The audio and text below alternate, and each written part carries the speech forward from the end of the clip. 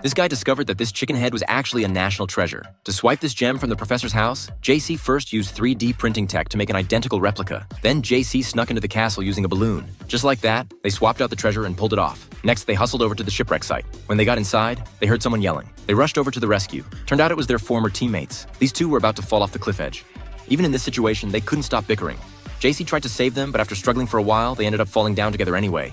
They never expected to actually find the treasure. Down below, they discovered the shipwreck remains. Rose also found her great-grandfather's bones. They realized they had stumbled into a gang of pirates. After duking it out with them, JC grabbed a hornet's nest in a panic. He chucked it at the pirates. His move totally wiped out the pirate crew. They took the chance to hop on a raft made of gold and slid into the sea. On the way back, they popped champagne to celebrate. They planned to split the 10 tons of gold, 1 ton each. Suddenly, they noticed something was off. JC saw the wooden raft floating in the sea sink. He swam into the sea and found the 10 tons of gold had sunk to the bottom. They were powerless to do anything about it. They could only mark the spot in this area of the sea. Planning to come back later to salvage the gold, reporters announced the MP group had sold the snake and ram heads for a high price. They found countries were filled with protests.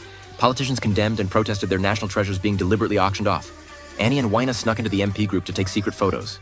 Because they took photos exposing the MP group's counterfeit relics, they were detained by the group's personnel. To rescue them, JC took out a world-famous painting. He used this painting to exchange for their freedom. JC followed the boss to the MP Group's counterfeiting factory. This movie is called Chinese Zodiac. Due to copyright issues, I can only show you this much. If you're interested, you can check out the original flick.